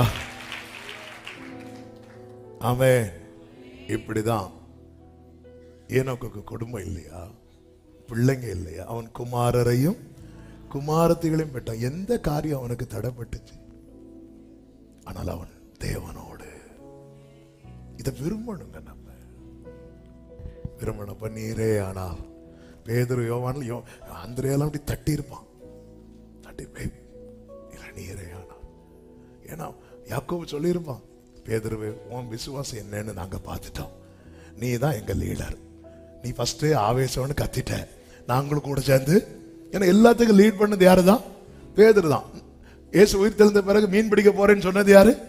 எல்லா இடத்துக்கும் கூட்டிட்டு போறது இவர் தான். ஆமா, இந்த 3 பேர் மறுரூபம் ஆனாங்கல்ல, அப்பவும் இந்த கூடாரம் போடுற பிளான் சொன்னது யாரு? ஒருத்தரையும் பேச விட மாட்டாரு, எல்லாத்திலையும் இவன் தான் நிற்பாரு. ஆமா, நீங்க எல்லாம் என்ன விட்டு போயிருவீங்க, யாரு போனாலும் நான் போக மாட்டேன், பாப்போமா இவன் போவான். ஆண்டு பார்த்தாரு, இவன் ஓவரா பேசிட்டு இருக்கான். இன்னைக்கு நீ சேவல் கூறதுக்கு முன்னாடி 3 தடவை எல்லாத்திலையும் இப்பதான் நிக்கிறான். நீரை எனக்கு உங்ககிட்ட வரணும். அதான் வெள்ளிக்கிழமை ஆண்டவர் சொல்ல வைத்தார், இயேசு இல்லாத படகல்ல சேஃப், இயேசுவோடு கூட கொந்தளிக்கிற கடல்ல நிற்பதுதான். 2வது, திரும்ப திரும்ப. நீ எந்த நிலையில் இருந்தாலும் கர்த்தரிடமாய் திரும்ப. ஆமே, நேற்று என்னை ரொம்ப சிந்திக்க வைத்த ஒரு வார்த்தை. சிலுவையில் 2 கள்ளர்கள் இயேசுவோடு கூட அறையப்பட்டார்கள். அதில் ஒருவனை குறித்து வேதம் சொல்லுகிறது. லூக்கா 23:42 அவன் இயேசுவை நோக்கி அப்படின்னு இருக்கும். கொஞ்சம் அந்த காட்சி இமேஜின் பண்ணி பாருங்க. 2 கை அப்படியே ஆணிகளால் அறையப்பட்டிருக்கிறது, கால்கள் ஆணி. எப்படி அவனுக்கு இயேசு எந்த பக்கம் இருக்கிறார்? அவருக்கு அவனுடைய சைடில் அறையப்பட்டிருக்கிறார். இயேசுவை நோக்கின்னு இருக்கு. ஒன்னு அவன் இப்படி பார்த்துருக்கணும், இல்லைன்னா அப்போ அவனுக்கு ஃபுல்லா டர்ன் பண்ண முடியுமா? இல்லை, கொஞ்சம் தான். அதுவும் அடிச்சு தூக்கி போட்டு அவனை கொண்டு அரைஞ்சு வச்சிருக்கிறான். அவனுக்கு திரும்புறதுக்கு வாய்ப்பு இல்லை. ஆனாலும் பைபிள் சொல்லுகிறது அவன் இயேசுவை, அதாவது அந்த 2 கண்ணால் அவரை பார்த்திருப்பானானும் தெரியாது. பாதி தான். இப்படி பார்த்தா பாதி தான் தெரியும்ல. நம்ம பின்னாடி இருக்கிறவங்களை கை கொடுப்போம் தெரியுமா? கொடுப்போமா இல்லையா? ஆமே. திரும்புவோமா? நம்ம சேர்ல இருந்துட்டு திரும்ப முடியல, சிலுவையில் அறையப்பட்டிருக்கும் போது. ஆனாலும் அவன் ட்ரை பண்றான் பாருங்க. எதுக்கு? அவரோடு இருக்கணும். இயேசு அவனுக்கு கொடுக்கிற ரிவார்டு என்ன தெரியுமா? இன்று நீ என்னோடு கூட பரதீசில் இருப்பாய். ஹல்லேலூயா. உங்களுக்கு அது உனக்கு கொஞ்சம் பலன் இருந்தோம் முடியல ஆண்டவரே. ஆமே. நீங்க எங்க ஜெபம் பண்ணல. எனக்கு பழையது போல முழங்கால் போட முடியல. உட்கார்ந்து ஜெபம் பண்ணல. உட்கார்ந்து ஜெபம் பண்ண எனக்கு ஜெபம் பண்ணதாட்டே இருக்காது. செபிக்க மடிச்சு என்னெல்லாம் சொல்லிட்டு நாம எவ்வளவு வித்தகாரங்க. அவருக்கு தெரியாதா? எனக்கு அந்த பழைய ஒரு இது வரல, போச்சு எல்லாம். ஆமே. டெய்லி சவுல் ஆயுதத்தை எடுப்பாரு, தொடைப்பாரு, வைப்பாரு, வெளியே பார்ப்பாரு. அவன் திட்டிட்டு இருப்பான். கோலியாத்து உள்ள போவார், இப்படி உட்கார்ந்து இருப்பாரு. ஆயுதத்தை எடுப்பாரு, தொடைப்பார். டெய்லி பாட்டுவுக்கு எடுப்போம், தொடைப்போம், திறந்து வைப்போம், மூடுவோம், திருப்பி வருவோம். பாட்டுவுக்கு எடுப்போம், திறப்போம். அவன் பாட்டுவுக்கு எடுக்கும் போது தான் கோலியாத்து வந்து திட்டுவான். ஒன்னு எடுத்து வைப்போம், தூசி பிடிக்கும். அடுத்த நாள் எடுப்போம், தொடைப்போம். ஆமே. ஹல்லேலூயா. சில பார்க்குறாங்க, அதனாலதான் நாங்க தூசியை தட்டுறதில்லை. திரும்ப இப்படி திரும்புறாங்க. ஹல்லேலூயா. அப்படியே திரும்பி, ஆண்டவரே நீர் உம்முடைய ராஜ்யத்தில் வரும்போது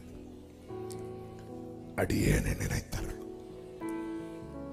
ஆண்டவர் சொல்றாங்க, இன்னைக்கு இயேசு வாழ்ந்த வாழ்க்கை என்ன, இந்த கள்ளன் வாழ்ந்த வாழ்க்கை என்ன?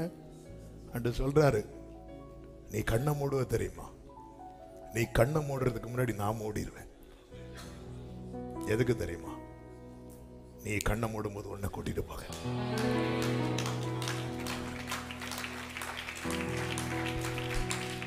நீ கண்ணை மூடுறதுக்கு முன்னாடி நான் மூடிடுவேண்டா. ஏன்னா அவரை குறித்து வேதம் சொல்லுகிறது, நமக்கு முன் ஓடினவர். விரும்பு, திரும்ப, பழகு. இயேசுவோடு பழகு. பழகுவதற்கு உண்மை உள்ளவரும் இனிமையானவரும் நம்பத்தக்கவரும் ஒரே ஒருத்தர் மட்டும்தான் உண்டு. நேரம் போறதுனால எல்லாம் எடுத்து வாசிக்க நேரம் இல்லை. இயேசுவுக்கு அன்பா இருந்த ஒரு சீஷன் உண்டு. அவன் இயேசுவோடு இருக்கும்போது எங்க இருந்தான் தெரியுமா? மார்பில் சாய்ந்திருந்தான். பத்மு தீவில் விழுந்தான். எங்க விழுந்தான் தெரியுமா? பாதத்தில் விழுந்தான். ஒன்று அவர் மார்பில் விழணும், இல்லைன்னா அவர் பாதத்தில் விழணும். வேற எதுலையும் ஒரு தேவ பிள்ளை விழுந்துடவே கூடாது. வேற எல்லா இடத்திலையும் விழும்படி சத்துரு தள்ளுவான். யோவான் 13:23 அவன் மார்பில் சாய்ந்து கொண்டிருந்தான். வெளிப்படுத்தின விசேஷம் 1வது அதிகாரம் அதனுடைய 17 நான் அவரை கண்டபோது செத்தவனை போல அவருடைய பாதத்தில் விழுந்தேன். வேற எதுலையும் விழக்கூடாது. நம்மை விழத்தள்ளுகிற பாவத்தையும் பாரத்தையும் தள்ளிவிட்டு ஆமென், ஆமென். உங்க நெஞ்சில் அப்படியே கை வைங்க. நீங்க சொல்லுங்க, ஒன்று அவர் மார்பில் விழு, இல்லைன்னா பாதத்தில் விழு, வேற எங்கேயும் விழுந்துராத. ஹல்லேலூயா. செத்தவனை போல விழும்போதும் எங்கதான் விழுறான் தெரியுமா? தள்ளி விழல, செத்தவனை போல அவர் பாதத்தில். அப்படி விழுந்தவனை பார்த்துதான் கர்த்தர் சொல்லுகிறார், அப்பொழுது அவர் தம்முடைய வலது கரத்தை என் மேல் வைத்து என்னை நோக்கி, பயப்படாதே, நான் முந்தினவரும் பிந்தினவரும் உயிருள்ளவருமாய் இருக்கிறேன். ஆமென். மரித்தேன், ஆனாலும் இதோ சதா காலங்களிலும் உயிரோடு இருக்கிறேன். ஆமென். நான் மரணத்திற்கும் பாதாளத்திற்கும் உரிய திறவுகோல்களை உடையவராயிருக்கிறேன். இப்ப அவன்கிட்ட சொல்ற, நீ எழுது, எழுது. எழுதிட்டியா? இப்ப 4வது அதிகாரம் 1வது வசனம். இதுவேளைக்கு பின்பு இதோ பரலோகத்தில் திறக்கப்பட்டிருந்த ஒரு வாசலை கண்டேன். பத்மு தீவு என்பது அடைக்கப்பட்ட சூழ்நிலை. அது ஒருவருக்கு கொடுக்கப்பட்ட மரண தண்டனை. பத்மு தீவிலே இருந்து சாகணும். ஆனால் பாருங்கள், நான் ஆரம்பத்திலே சொன்ன வார்த்தை தான், தீங்கு வராததற்கு முன்னே நீதிமான் எடுத்துக் கொள்ளப்படுகிறார்.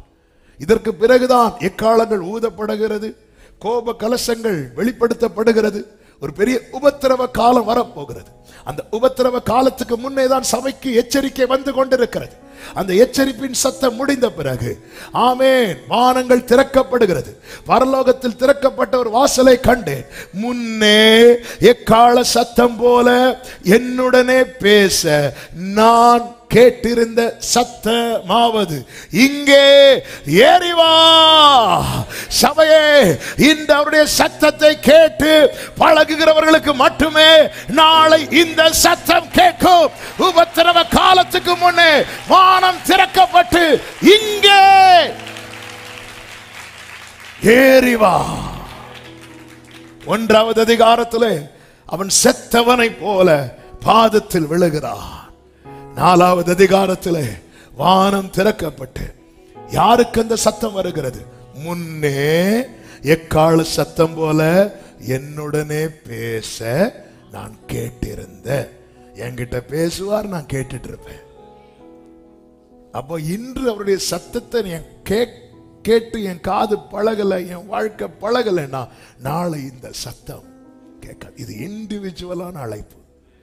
எச்சரிப்பு சபைகளுக்கு காமனமா கொடுக்கப்பட்டது. ஆனா கர்த்தர் எடுக்கும் போது ஒவ்வொருத்தரையும் தனித்தனியா பார்த்து பார்த்து தான் எடுப்பார். நாகர்கோயில் சர்ச் மெம்பர்ஸ் எல்லாம் வாங்கன்னு சொல்லி கூட்டிட்டு போக மாட்டார். ஹல்லேலூயா. ஒவ்வொருத்தரையா பார்த்து பார்த்து தான். எனவேதான் பரலோக ராஜ்யம் வலை விரிக்கிறவனுக்கு ஒப்பா இருக்கிறது. அந்த வலையில ஏராளமான மீன்கள் அகப்பட்ட பிறகு அவன் என்ன செய்வான் தெரியுமா? ஒவ்வொரு மீனையா பார்த்து நல்லவைகளை எல்லாம் கூடையில போட்டு ஆகாதவைகளை தள்ளிவிட்டு போவான். இன்னைக்கு சத்தம் வந்து காமனா துணிக்கப்பட்டு கொண்டிருக்கும். ஆனால் நாளை எடுத்துக் கொள்ளப்படும் போது இங்கே ஏறி வாருங்கள் என்றல்ல, இங்கே ஏறி வா. எச்சரிப்பின் சத்தம் என்ன? ஆவியானவர் சபைகளுக்கு சொல்லுகிறதை எவனுக்கு காது இருக்கோ அவன் கேட்கட்டும். போன வாரம் கொடுக்கப்பட்ட எச்சரிப்பின் சத்தம் என்ன? கர்த்தருடைய சத்தம் நகரத்தை நோக்கி கூப்பிடுகிறது. ஞானம் உள்ளவன் அவர் நாமத்தை மதிப்பான். இந்த சத்தம் யோவான் கேட்ட சத்தம். இது யோவானுக்கு மட்டும் கேட்கிறது. அதுபோல நமக்கு மட்டும் கேட்கும் அந்த சத்தம். அதனாலதான் எல்லாருக்கும் புரியாது. எங்க காணவில்லை, காணவில்லை, காணவில்லை, காணவில்லை. இங்கே ஏறி வா. இவைகளுக்கு பின்பு சம்பவிக்க வேண்டியவைகளை உனக்கு காண்பிப்பேன். அதுக்கப்புறம் தான் அந்த குதிரை இந்த குதிரை அப்படி இப்படின்னு பயங்கரமான உபத்திரவ காலம் அங்கே சொல்லப்படுகிறது. முதலாம் உயிர்த்தெழுதலில் பங்கெடுக்கிறவர்கள் பாக்கியவான்கள். அவர்களுக்கு 2வது மரணம் கிடையாது. அதன் அர்த்தம் என்ன தெரியுமா? ரகசிய வருகையில எடுத்துக் கொள்ளப்படுகிறவர்களுக்கு ஜட்ஜ்மெண்ட் கிடையாது. அதுல கைவிடப்பட்டவர்கள் எல்லாருமே லாஸ்ட்ல அந்த வெள்ளை சிங்காசனத்துல போய் நிக்கணும். அந்த இடத்துல வேற பேச்சுக்கு இடம் கிடையாது. புக்கு ஓப்பன் ஆகும். பேர் இருக்கா வா, இல்லையா போ. எனவேதான் ஒரு தேவ பிள்ளை, கடந்த நாட்கள் வீணாய் கழித்து விட்டோம். நீ எத்தனை காலம் இந்த பூமியில் இருக்க போறோம் தெரியாது. எனவேதான் ஒரு பழைய பாடல் உண்டு. ஆனந்தமே பரமானந்தமே இயேசு அண்ணலை அண்டினோர் காணல். இந்த புவி ஒரு சொந்தம் அல்ல என்று இயேசு என் நேசர் மொழிந்தனரே. இக்கட்டு துன்பமும் இயேசுவின் தொண்டர்க்கு இங்கே பங்காய் கிடைத்தே. ஹல்லேலூயா. இவ்வளவு நான் உங்க மத்தியில பிரசங்கம் பண்ணிட்டு இந்த ஒரு சத்தம் நான் கேட்க விட்டுட்டேனா, இந்த உலகத்திலேயே மிகவும் பரிதபிக்கப்பட்டவன் நானாக தான் இருப்பேன். இது இண்டிவிஜுவலா தான் பேசுவார். சபைகளுக்கு சொல்லும் போது காமனா சத்தம் வரும். முன்னே என்கிட்ட பேச நான் கேட்டிருந்த சத்தம். அநேகர் ஸ்தேவான் பேசும் போதெல்லாம் ஜனங்க காது அடைச்சிட்டாங்க. அநேகர் வார்த்தை முதுகுக்கு பின்னாக தூக்கி எறிந்து விட்டார்கள். வேறு சிலரோ இதை அந்நிய காரியமா, நான் என் வேதத்தின் மகத்துவத்தை எழுதி கொடுத்தேன், அவர்கள் அதை அந்நிய காரியமா என்றாங்க. இவங்க எல்லாம் எதை மிஸ் பண்ணுவாங்க தெரியுமா?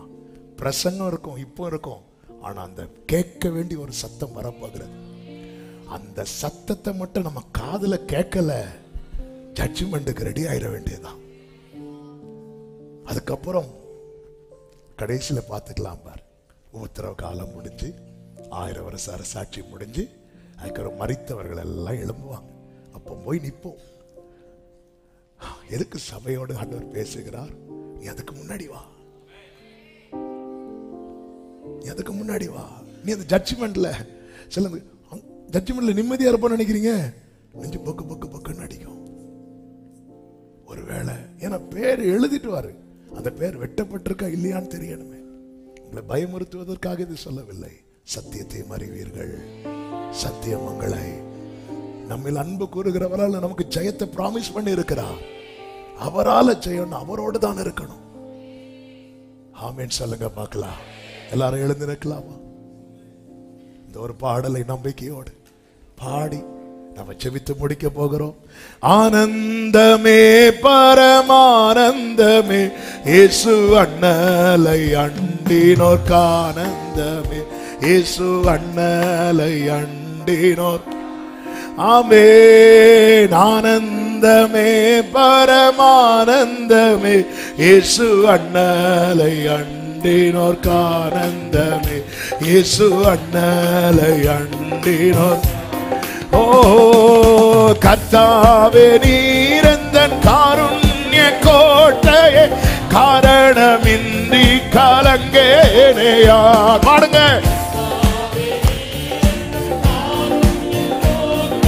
காரணமின்றி கலங்கேனையா, விஸ்வாச பேழையில் மேலோகம் வந்திட தேவியே சுக்கால் இடித்திடுமே. விஸ்வாச அங்க வரணும்பா, அங்க வரணும்பா. சகமமலதனரே ஆனந்தமே, ஆனந்தமே. ஓ ராமமா செலரே, நெருங்கிரு சகோதரா, நெருங்கிரு சகோதரி, விட்டுறாத. ஆமே கூடாரவாசிகளாகும் நமக்கிங்கு வீடென்றும் நாடென்றும் சொல்லலாமோ.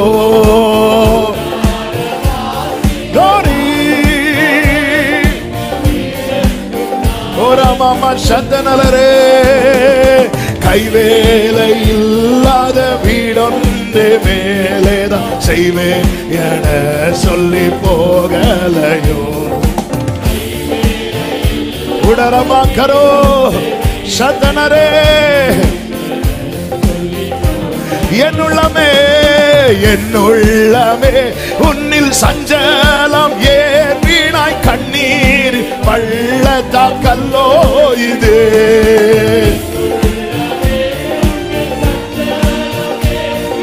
சிவமா கமமலரோ நம்பிக்கையோட சீயோன் நகரத்தில் சீக்கிரம் சென்று நாம் ஜெயகீதம் ஹல்லேலூயா தோரே சீயோன் நகரத்தில்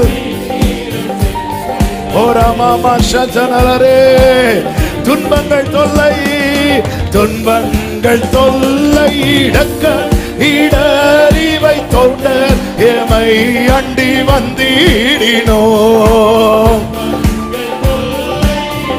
உடமா சஜனரே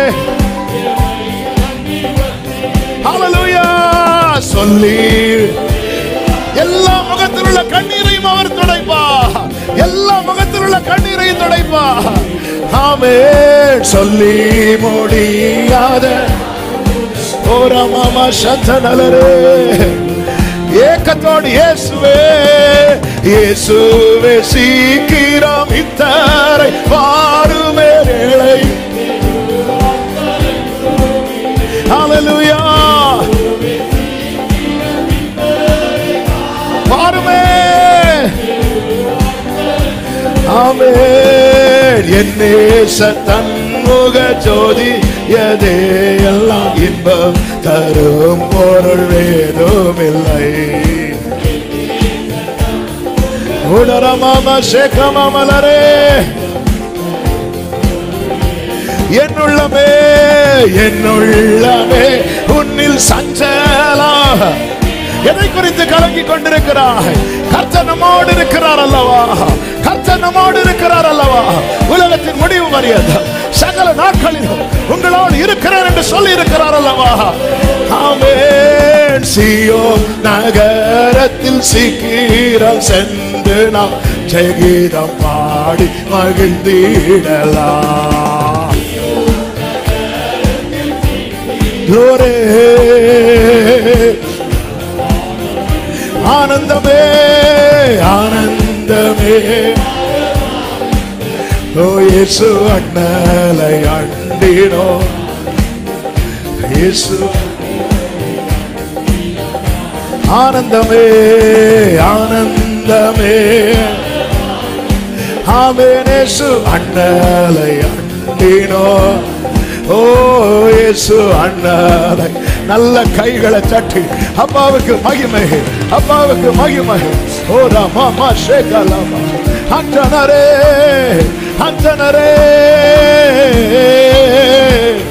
ஹல்லேலூயா ஹல்லேலூயா.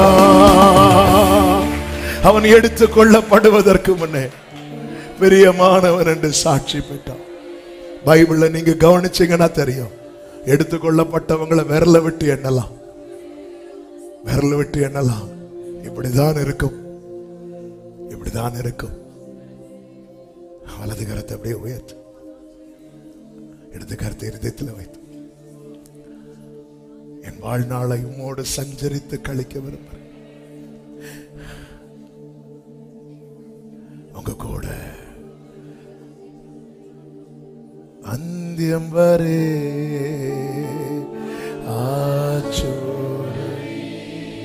Jesus இயேசு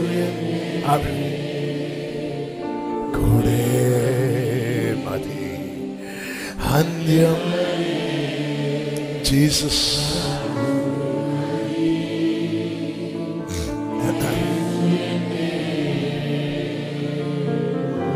பரிசுத்த பிதாவே, நல்ல தகப்பனே, உம்முடைய பிரசன்னத்துக்காக நன்றி. எங்களோடு இணைந்து இருக்கிறவரே, உம்மோடு எங்களை இணைத்து வைத்திருக்கிறவர், இப்போது ஏனோக்கை போல உம்மோடு சஞ்சரிக்கும். எங்க சாட்சி அதுதான்ப்பா, உங்க கூட இருக்கிறது தான்ப்பா. நீங்க எங்க கூட இருக்கிறீங்க, ஆனா நாங்க உங்க கூட இருக்க மாட்டேங்கிறோமே. எங்களை மன்னிப்பீராக. உம்மை விட்டு விலக்குவதற்கு ஏதுவான எந்த காரியத்தையும் நாங்க விரும்பிடவே கூடாதாம் ஆண்டவர். அப்படி ஒரு விருப்பம் இருந்து அது மேல எங்களுக்கு இப்பொழுது ஒரு வெறுப்பு வருவதாக ஆண்டவர், எப்போது உம்மோடு இந்த அனுபவத்தில் எங்களை கிருபையாய் நடத்தும். ஒவ்வொருவரையும் ஆட்கொள்ளும், கண்மணி போல காத்துக்கொள்ளும். ஆமே, முன்பு எக்கால சத்தத்தை போல என்னோடு பேச நான் கேட்டிருந்த சத்தமாவது, இங்கே ஏறி வா, இந்த சத்தத்தை எல்லா காதுகளும் கேட்கணும்பா. இந்த சத்தம் எல்லா காதுகளும் கேட்கணும். ஒரு ஆத்மா கூட கெட்டு போய்விடக் கூடாது ஆண்டவரே. கர்த்தர் ஆளுகை செய்யும். உடைய நாமத்தை மகிமைப்படுத்தும். மகிமை, கனம், துதி, ஸ்தோத்திரங்கள் அனைத்தும் ஒருவருக்கே செலுத்துகிறோம். இரட்சகர் இயேசு கிறிஸ்துவின் நாமத்தில் பிதாவே, ஆமென். சேர்ந்து சத்தமாய் சொல்லுவோம். என் ஆத்துமாவே கர்த்தரை ஸ்தோத்திரி, முழு உள்ளமே அவருடைய பரிசுத்த நாமத்தை ஸ்தோத்திரி. என் ஆத்துமாவே கர்த்தரை ஸ்தோத்திரி, கர்த்தர் செய்த சகல உபகாரங்களை மறவாதே. ஆமென். நம்முடைய கர்த்தராகிய இயேசு கிறிஸ்துவின் கிருபையும் பிதாவாகிய தேவனுடைய அன்பும் பரிசுத்த ஆவியானவருடைய ஐக்கியமும் சிநேகமும் பாதுகாவலும் நம் அனைவரோடும் எல்லா பரிசுத்தவான்களோடு கூட கர்த்தருடைய வருகை மட்டும் தங்கி இருப்பதாக. ஆமென். ஹல்லேலூயா. God bless you. கர்த்தர் உங்களை ஆசீர்வதிப்பாராக. ஆமென்.